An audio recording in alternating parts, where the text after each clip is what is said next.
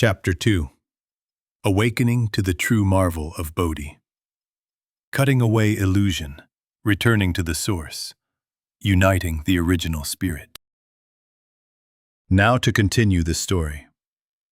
After receiving his name, the Monkey King was overjoyed. He stepped forward to bow and thank Patriarch Bodhi.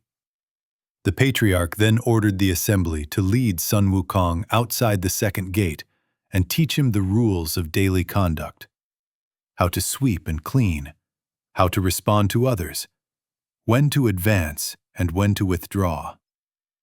The immortals carried out the command. Outside the gate, Wukong bowed again to his senior brothers and was given a place to sleep in the covered corridors. The next morning, he studied speech and manners with the other disciples, discussed scriptures and the way, practiced writing, and learned to burn incense. Day after day he followed this routine. In his spare time, he swept the ground, tended gardens, cared for flowers and trees, gathered firewood, lit fires, and carried water. Everything needed in the cave was well supplied. Without realizing it, 6 or 7 years passed. One day, the Patriarch ascended the teaching platform and took his seat. He summoned all the immortals and began to expound the Great Way. Truly, it was as if heavenly flowers rained down, golden lotuses rose from the earth.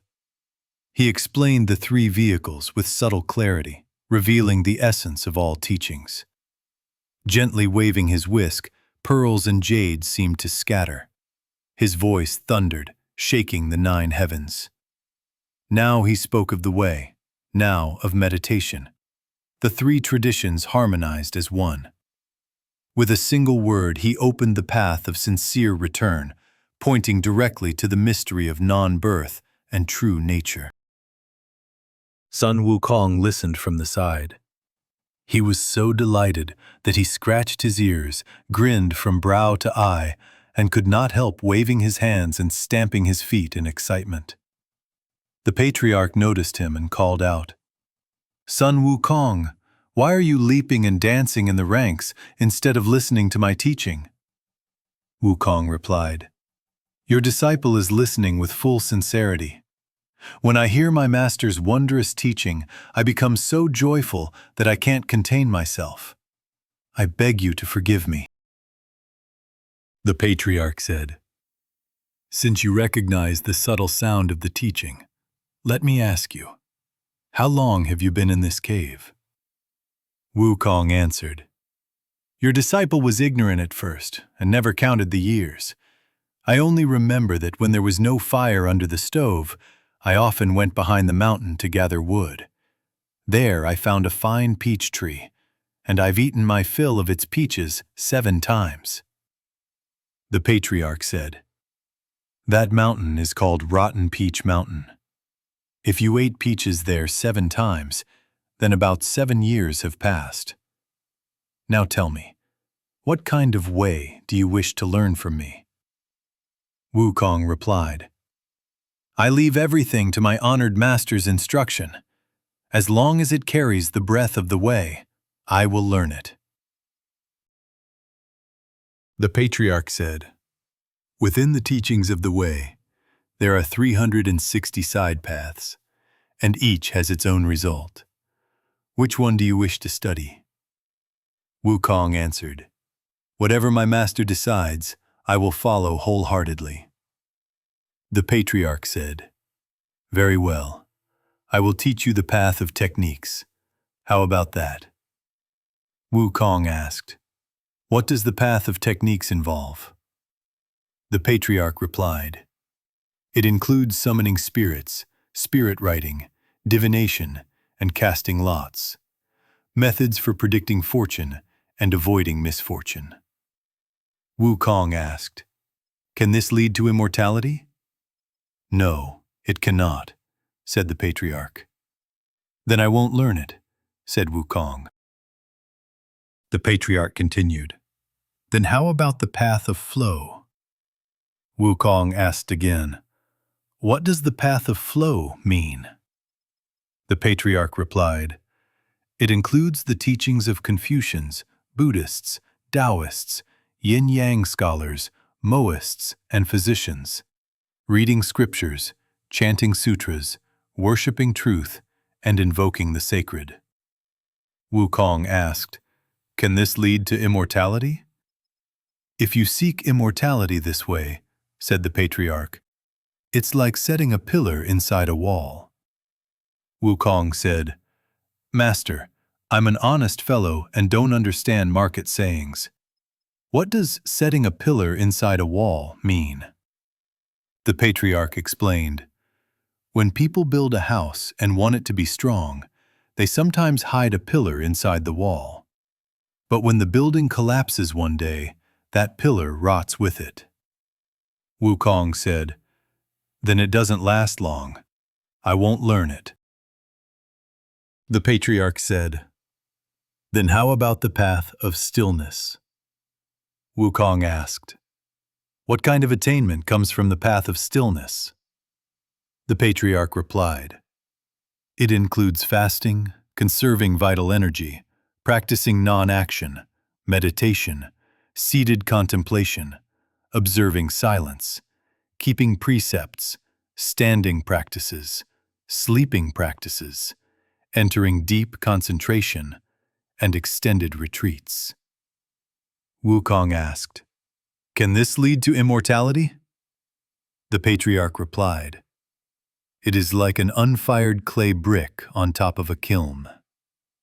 Wukong laughed and said, "Master, you're at it again. You say I don't understand market talk. What does an unfired clay brick mean?" The Patriarch said, "Bricks and tiles shaped on a kiln may look complete, but before they are hardened by fire, a single heavy rain will turn them to mud." Wukong replied, "Then it doesn't last either. I won't learn it." The Patriarch said, "Then how about the path of action?" Wukong asked, "And what does the path of action involve?" The Patriarch replied, "It is a path of deliberate effort, harvesting yin to replenish yang, physical exertions, circulating energy through the body, using formulas and elixirs, refining substances in furnaces, ingesting red lead, refining mineral essences, even consuming women's milk." Wukong asked, "Can such things lead to immortality?" The Patriarch replied, "Seeking immortality this way is like trying to scoop the moon from water." Wukong said, "Master, there you go again. What does scooping the moon from water mean?" The Patriarch explained, "The moon hangs high in the sky, and its reflection appears in water. You may see it clearly, but there is nothing you can grasp. In the end, it is empty." Wukong replied, "Then I won't learn that either. I won't learn it." When the Patriarch heard this, he gave a sharp shout, leapt down from the high platform, seized his discipline rod, and pointed at Wukong. "You monkey!" he cried.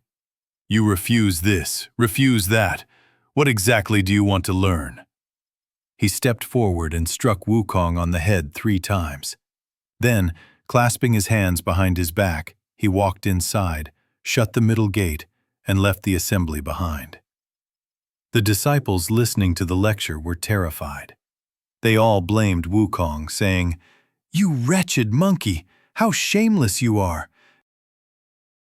The master was offering you teachings. Why wouldn't you learn them? Instead, you talked back to him. Now you've offended him. Who knows when he'll come out again?" They complained bitterly, despising and shunning him. But Wukong was not angry at all. He only smiled apologetically. For the Monkey King had already understood the hidden riddle and grasped the meaning in his heart. That was why he did not argue with the others, but endured in silence. The Patriarch striking him 3 times was a sign to remember the 3rd watch of the night.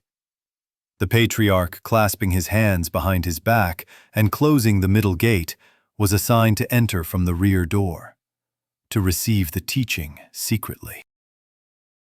That day, Wukong stayed cheerfully with the others in front of the 3-star immortal cave, anxiously waiting for night to fall. At dusk, he lay down with the others and pretended to sleep, calming his breath and steadying his spirit. There were no watch drums or signal arrows in the mountains, so he had no way to tell the hour.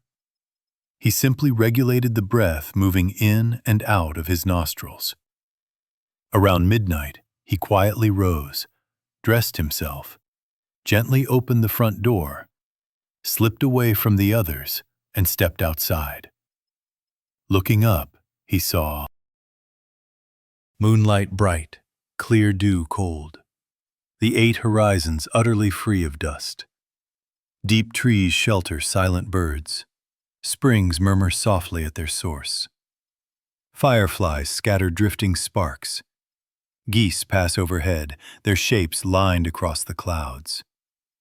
It is truly the hour of the 3rd watch, the proper time to seek the true way.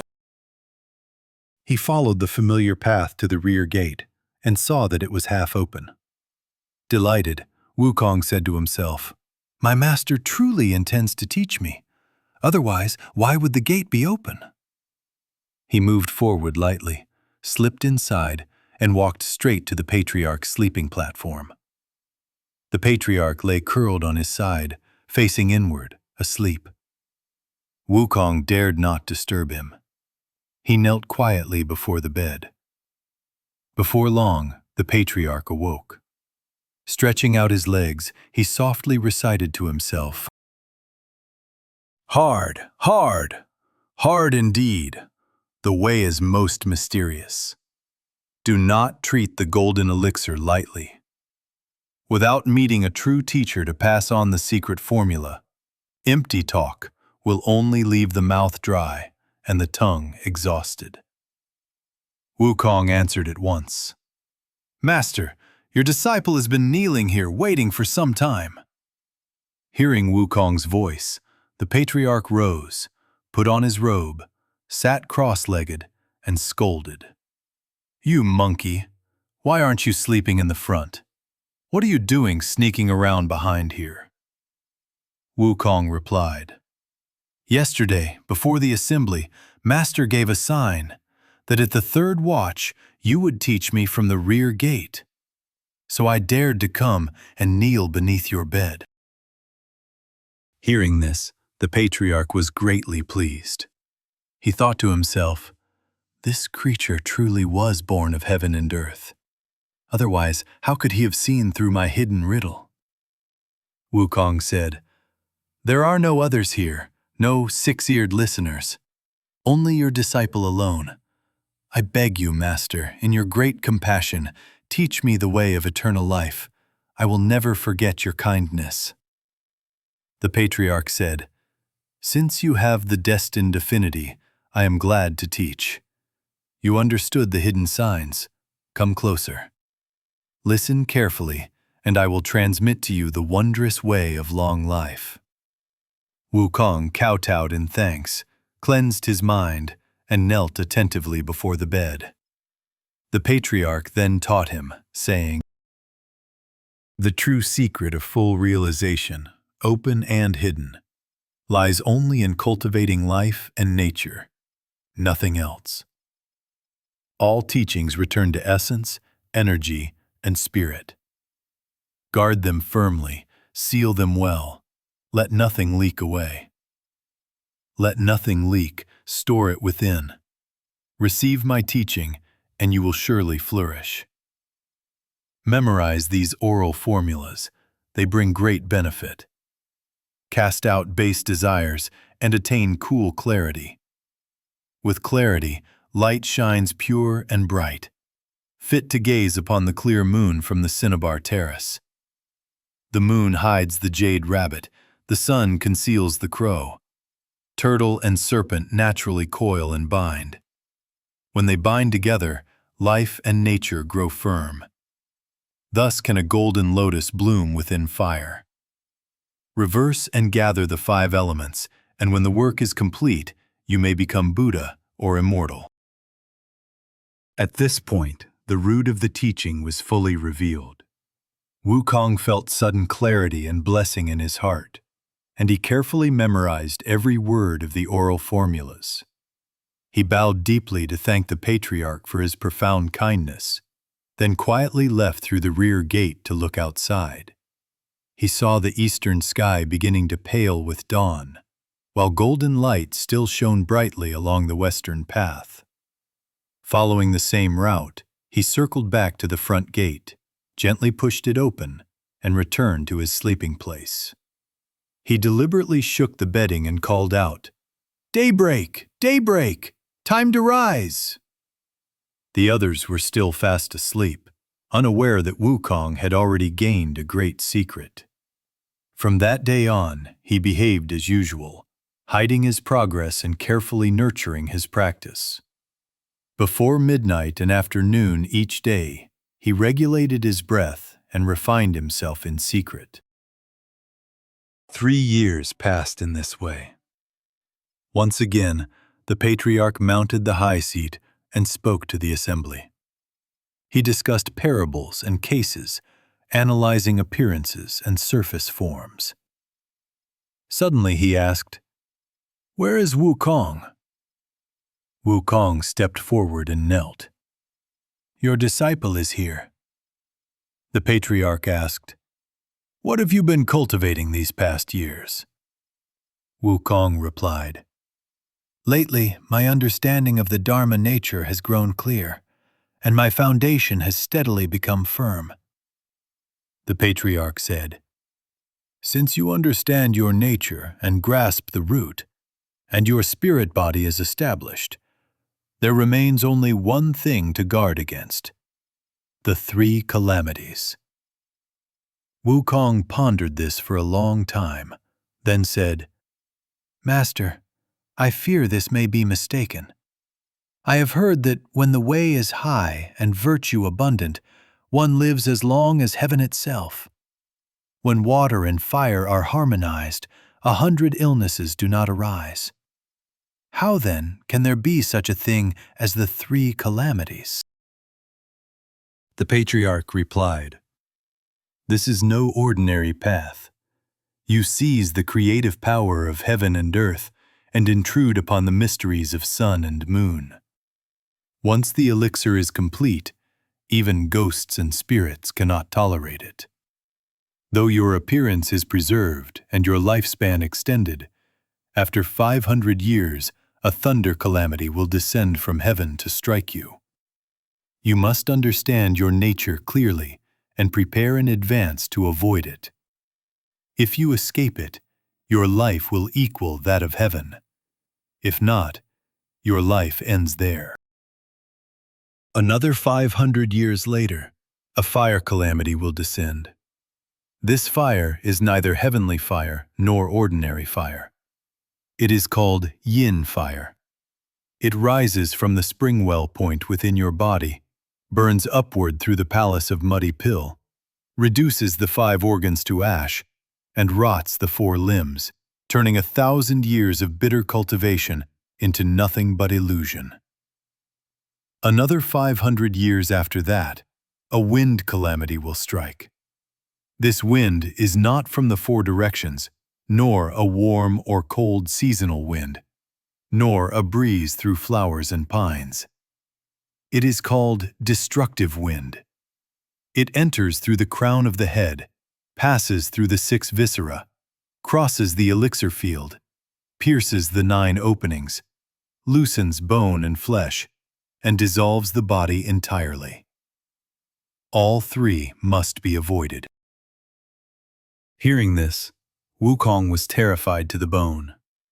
He kowtowed repeatedly and pleaded, "I beg you, Master, to show mercy and teach me how to escape these 3 calamities. I would never forget such kindness." The Patriarch said, "This is not difficult, but you are unlike others, and so it cannot be taught lightly." Wukong said, I have a round head beneath heaven and square feet upon the earth. The same 9 openings and 4 limbs, 5 organs and 6 viscera as other people. How am I different? The patriarch replied, You resemble humans, but you lack cheeks. Indeed, the monkey had a narrow face, sunken cheeks, and a pointed mouth. Wukong touched his face and laughed. Master, you've miscalculated. Though I lack cheeks, I have this extra cheek pouch. Surely that makes up the difference. The patriarch said, Very well. Which do you wish to learn? There is the 36 transformations of heavenly powers, or the 72 transformations of earthly forces. Wukong replied, I would like to learn the greater number. I ask for the 72 earthly transformations. The patriarch said, Since that is your choice, come forward. I will pass you the oral formulas. He leaned close and spoke softly into Wukong's ear, revealing wondrous teachings no one else could hear. Wukong, quick of insight, once 1 point opened, 100 followed, learned the formulas at once. Through his own cultivation and refinement, he mastered all 72 transformations. One evening, the patriarch was enjoying the sunset with his disciples in front of the 3-star cave. He asked, Wukong, is your work complete? Wukong replied, Thanks to my master's boundless kindness, my attainments are complete. I am now able to rise on clouds and fly. The patriarch said, Show me. Wukong displayed his skill. He leapt into the air, performed a series of somersaults, rose 5 or 6 jong off the ground, rode the clouds for about the time it takes to cook a meal, and returned from no more than 3 miles away. Landing before them, he clasped his hands and said, Master, that is my cloud riding flight. The patriarch laughed. That hardly counts as cloud riding. At best, it is climbing clouds. As the saying goes, an immortal travels to the northern sea in the morning and to Changwu by evening. With your half-day effort, you couldn't even go 3 miles. Wukong asked, What does it mean to travel to the northern sea in the morning and Changwu by evening? The patriarch explained. True cloud riders set out at dawn from the northern sea, pass through the eastern, western, and southern seas, then return to Changwu. Changwu is another name for Ling Ling near the northern sea. Only when one can travel beyond the 4 seas in a single day does it count as true cloud riding. Wukong sighed. That is difficult. Very difficult. The patriarch said, In this world, nothing is difficult for one with determination. Hearing this, Wukong kowtowed and pleaded, Master, if one is to act, one must act thoroughly. I beg you, in great compassion, to teach me this cloud-riding method as well. I will never forget your kindness. The patriarch said, All immortals rise by stamping their feet, but you are different. When I watched you just now, you rose by flipping and leaping. I will teach you a method suited to you, the somersault cloud. Wukong bowed again in gratitude. The patriarch then transmitted another oral formula, saying, With this cloud, pinch the seal, recite the true words, clench your fists, shake your body, and leap. 1 somersault will carry you 108,000 miles. The disciples burst into laughter. If Wukong masters this skill, they joked, he could make a living as a courier or messenger. No matter where he's sent, he'd always find food. As night fell, master and disciples each returned to their caves. That very night, Wukong set his spirit to work and refined the method until he fully mastered the somersault cloud. From then on, he lived free of constraint, roaming at ease. This, too, was a joy of long life. One day, as spring gave way to summer, the disciples gathered beneath the pine trees and talked for a long while. At last they said, "Wukong, what kind of destiny have you earned from past lives? The other day, when our master whispered in your ear and taught you the method to escape the three calamities, the arts of transformation, have you truly mastered them?" Wukong laughed. "To be honest with my elder brothers, it's partly because the master taught me, and partly because I practice day and night without rest. I've learned them all." The others said, "Then while the moment is good, show us. Let us see." Hearing this, Wukong shook himself full of spirit and, eager to show off, said, "Choose a challenge for me. What should I transform into?" "Turn into a pine tree," they replied.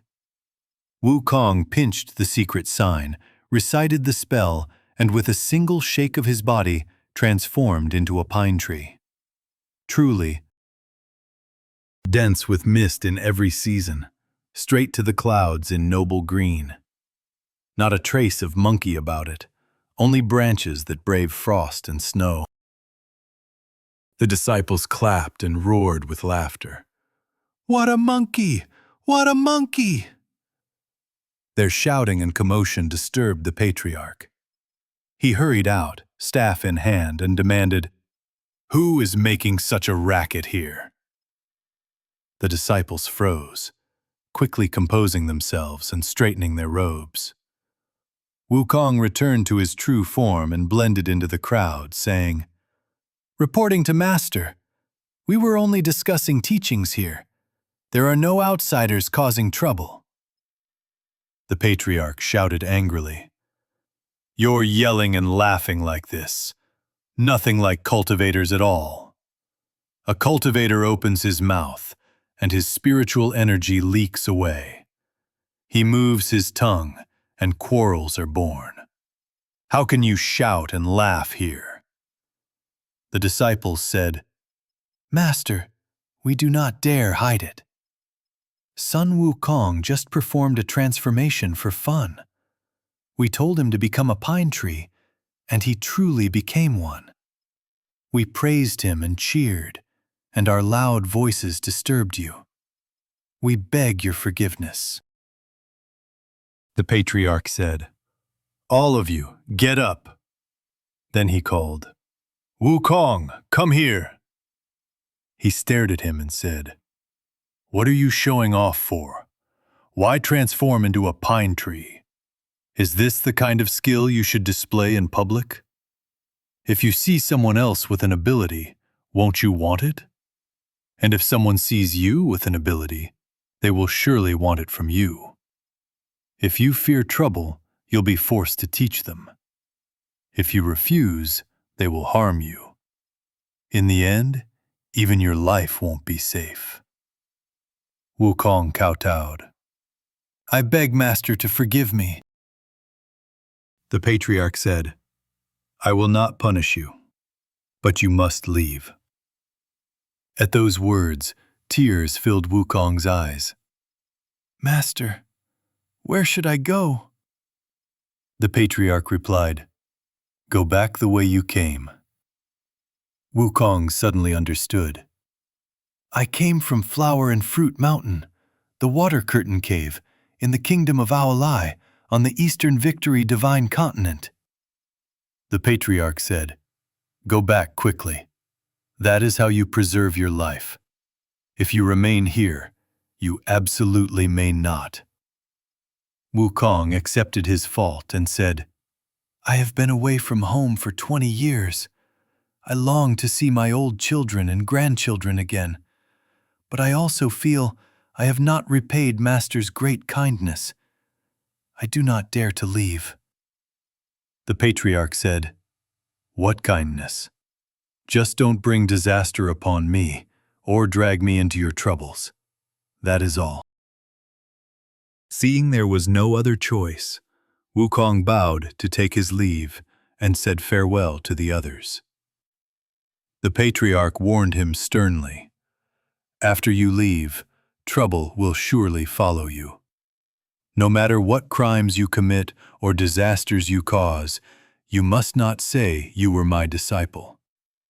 If you so much as mention one word of me, I will know at once, and I will strip your skin, grind your bones, cast your soul into the deepest darkness, and make it impossible for you to rise again through 10,000 ages." Wukong swore, "I would never dare speak my master's name. I will only say I learned everything on my own." Wukong thanked him, then turned away. He pinched the secret sign, flipped into a somersault, and rose on his somersault cloud, straight back toward the eastern continent. In less than an hour, he already saw the water-curtain cave of Flower and Fruit Mountain. The Monkey King, secretly delighted, recited to himself, "When I left, my mortal body was heavy. Having found the way, I return light as air." No one in the world is willing to make a true resolve, yet with resolve, the deepest mysteries become clear. Crossing the sea before was hard beyond words. Today, returning is easy. My master's farewell still rings in my ears, and yet, in a moment, I see the eastern sea again. He lowered his cloud and landed at Flower and Fruit Mountain, then set off along the path. Suddenly, he heard cranes crying and apes calling. Crane cries piercing the sky, ape calls sorrowful and sharp. He shouted aloud, "Children, I'm back!" From rocky ledges, from flowers and grass, from the trees, monkeys, great and small, poured out in countless thousands. They surrounded the Monkey King, kowtowing and crying, "Great King, at last you've returned! Why were you gone so long? You left us here longing for you like hunger and thirst." Recently, a demon has been bullying us, trying to seize our water curtain cave. We fought him without regard for life or death, but lately he has stolen our supplies, captured many of our young ones, and kept us awake day and night, guarding what remains. Thank heaven you've come back. If you had stayed away much longer, even our mountain cave would have belonged to someone else. Hearing this, Wukong's heart burned with rage. "What demon dares behave so outrageously? Tell me everything, then I will find him and take revenge." The monkeys kowtowed and reported, "He calls himself the Demon King who upends the world. He lives to the far north below." Wukong asked, "How far is it from here to his place?" The monkeys said, "When he comes, he rides clouds. When he leaves, he goes in mist. Sometimes wind and rain, sometimes lightning and thunder. We don't know the distance." Wukong said, "Then don't be afraid. Go play as you like. I'll go find him and return." "Brave Monkey King!" With a single leap, he sprang into motion, somersaulting all the way north. Soon, he reached a towering mountain, steep, dangerous, and forbidding. A fine mountain indeed. Its peaks rose like riding brushes. Its ravines ran deep as the earth's throat. On both cliffs, flowers and trees competed in beauty. Pines and bamboo vied in green. To the left, a dragon lay tame and coiled. To the right, a tiger crouched, subdued and still. Iron oxen were seen plowing. Gold coins seemed to sprout from soil. Hidden birds cried out. A crimson phoenix stood facing the sun. Rocks were jagged, waters clear, its shapes strange and menacing. Famous mountains are many in this world. Flowers bloom and fade without end. But where is there a scene like this, unchanged through all seasons, steady through the 8 festivals and 4 times of year? Truly, it was a source mountain of the 3 realms, nourishing the 5 elements, the lair of the water viscera cave. As the Monkey King silently admired the scene, he heard voices. He went straight down the mountain to look. At the foot of a steep cliff stood the water viscera cave. Outside the entrance, several small demons were dancing. When they saw Wukong, they ran. "Don't run!" Wukong shouted. "Carry my words to your master. I am the Lord of the Water Curtain Cave on Flower and Fruit Mountain in the south. Your so-called Demon King has repeatedly bullied my children. I've come to settle accounts with him." The little demons rushed inside and reported, "Great King, disaster!" "What disaster?" asked the Demon King. "Outside stands a monkey who calls himself the Lord of Flower and Fruit Mountain's Water Curtain Cave. He says you've bullied his children and he's come to challenge you." The Demon King laughed. "I've often heard those monkey spirits talk about a great king who went off to cultivate immortality. So he's finally returned. How is he dressed? What weapons does he carry?" The demon replied, "He carries no weapon. His head is bare. He wears a red robe, a yellow sash, and black boots. He looks neither monk nor Taoist nor immortal, empty-handed, shouting at the gate."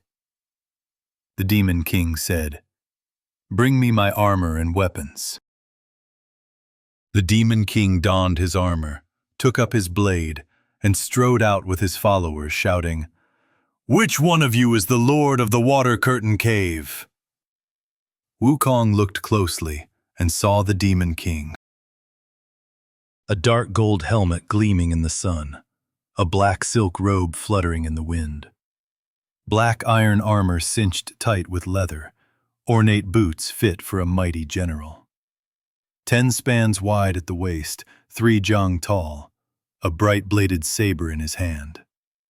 He was the Demon King who upends the world, fierce, imposing, and savage in form. Wukong shouted, "You blind demon! Can't you see old Sun here?" The Demon King laughed. "You're not even 4 feet tall, barely 30 years old, and you carry no weapon. How dare you swagger in front of me?" Wukong cursed. "You blind demon! You think I'm small? I can be big if I wish. You think I have no weapon? My 2 hands can hook the moon from the sky. Don't be afraid. Just take 1 punch from old Sun." He leapt forward and struck. The Demon King blocked him and said, "You're short. I'm tall. You want to use fists. I want to use a blade. If I kill you with a blade, people will laugh. I'll set it aside and fight you hand to hand." "Good," said Wukong. "You're a true man. Come on." The Demon King threw aside his stance and attacked. The two collided, fists and feet flying. Long punches were wide but empty. Short strikes were tight and solid. Wukong slipped inside, struck his ribs, smashed his groin, and landed several heavy blows. The Demon King staggered. Then he grabbed his huge steel blade and hacked downward. Wukong dodged. The strike cut only air. Seeing the demon's ferocity, Wukong used his body outside the body technique. He plucked a handful of hairs, chewed them, sprayed them into the air, and shouted, "Change!" At once, 300 to 400 little monkeys appeared, swarming all around. Since attaining immortality, Wukong's transformations knew no limit. He had 84,000 hairs, each able to transform at will. The little monkeys were nimble and clever. Blades couldn't cut them. Spears couldn't harm them. They leapt front and back, climbed over the demon, grabbed and pulled, kicked and struck, pinching eyes, twisting noses, attacking from every side until the Demon King was completely overwhelmed. Wukong seized the demon's blade, scattered the monkeys, and struck straight down on his crown, cutting him in two. Leading the troop, he charged into the cave and wiped out all the demons, great and small. Then he shook his hairs and drew them back to his body, except for those that did not return. These turned out to be the monkeys the Demon King had captured from the Water Curtain Cave. Wukong asked, "Why are you here?" About 30 or 50 of them wept and said, "After you left to cultivate immortality, he bullied us for 2 years and captured us all. Isn't this our household property? Our stone basins and bowls were taken here as well." Wukong said, "Since these are our belongings, carry them out." He then set the cave ablaze, burning the water viscera cave to nothing, leaving no trace behind. "Follow me home," he said. The monkeys replied, "Great King, when we were brought here, we only heard wind rushing past our ears and floated here without knowing the way. How can we return home now?" Wukong said, "That was just his petty magic. What difficulty is that? Now that one opening has cleared for me, 100 have cleared. Close your eyes and don't be afraid." Brave Monkey King! He recited a spell, summoned a fierce wind, and descended on a cloud. "Open your eyes!" he called. The monkeys found their feet on solid ground. They recognized their homeland at once. Overjoyed, they all ran toward the cave entrance. The monkeys already inside rushed out to greet them.